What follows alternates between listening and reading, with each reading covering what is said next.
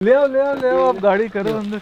ये गाय बैल आए हैं अरला गांव से। ये वही गांव है जहां पे 20 से ऊपर गाय बैल बंधे होने की जब हमें खबर मिली और हम उन्हें छुड़ाने गए तो 4 बैलों को खोलने पे हम खुद ही खबर बनने वाले थे। और ये वो व्यक्ति हैं जिन्होंने हमें वहां से निकाला। ये है नवजीवन जी, ये लेके आए हैं वहां से गाँव को, क्योंकि हम तो वहाँ भैया जाने को तैयार है नहीं। वहाँ पे लोग बड़े सारे लोग थे सेट। हमने जाके खोल दिए बैल 4, क्योंकि हमने देखा कि खाना उनके सामने पड़ा नहीं था, पानी उनके सामने नहीं पड़ा था। और अगर पड़ा भी होता तो बात यह कि आप मौसम देखो ना, अब जैसे उस दिन हम आए हैं शुक्रवार को, देखो पूरा दिन बारिश हुई। पूरा दिन बारिश, तो भीगे ना, भीगे। यही सोच के भाई हमें जानवर का दर्द हमने खोल दिए और लोगों को अपनी खेती का दर्द, लेकिन संवाद नहीं हुआ। वहाँ पे लोग भैया हमें मार देना चाहते थे।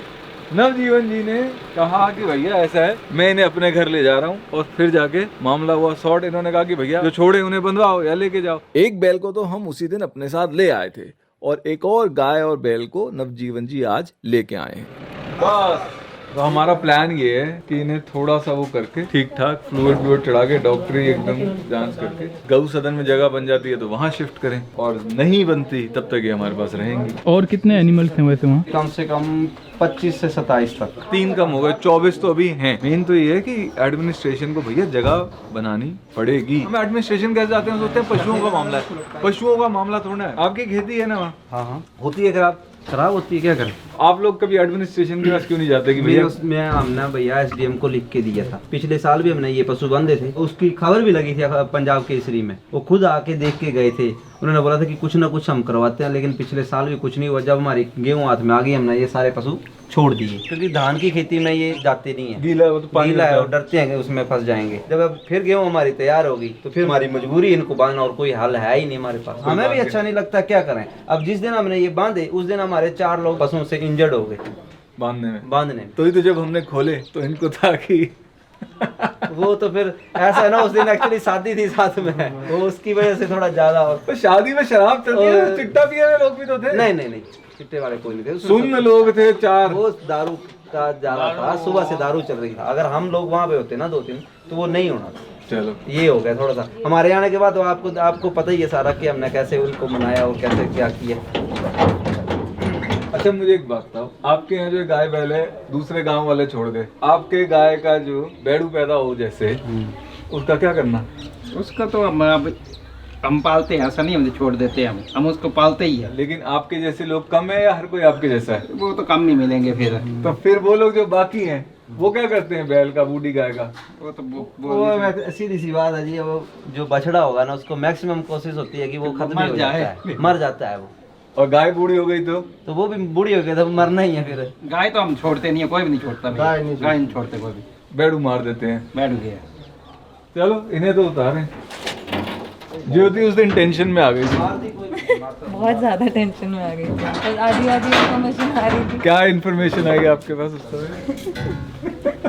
सबसे पहले इन्फॉर्मेशन तो ये थी कि तू कुछ लोगों को भेजना, साहिल को भेज, साथ में बड़ी गाड़ी भेज और 1-2 लोगों को और भेज करके जल्दी से जल्दी। अभी भेज। ये संजय जी ने फोन किया था ज्योति को, क्योंकि ये चल रहा था कि भैया या तो बैल बंधवाओ या हम तुम्हें बांध देंगे। तो हमने कहा हमारी टीम को बुलाओ। एंड मेरे को उसका कुछ भी पीछे आगे का कुछ नहीं पता था। मुझे बस हड़बड़ाई हुई आवाज में ये था कि तू जल्दी भेज। सर ये गाय दूध नहीं देती होगी क्या? यार है क्या कि कॉन्स्टेंटली प्रेग्नेंट करते हैं। 6 प्रेगनेंसीज के बाद गाय की प्रोडक्शन जो है दूध की कम हो जाती है। उस समय मतलब गाय को बूढ़ा मान लिया जाता है, वो होती हाफ एज पे ही है और फिर वो निकाल देते हैं, वो दूध कम देती है। इन्हें आप इकट्ठे ही देखना बांध देते हैं।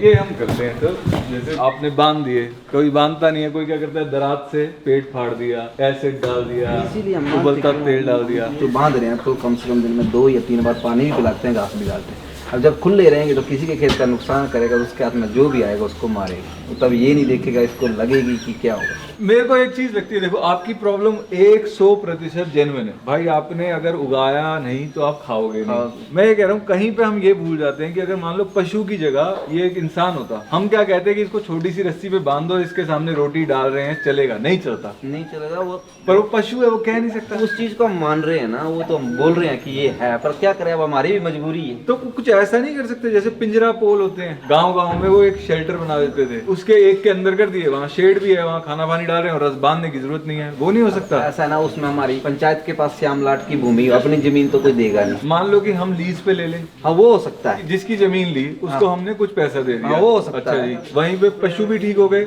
आपका काम निपट गया, गाँव में एक बंदे को नौकरी भी मिल गई।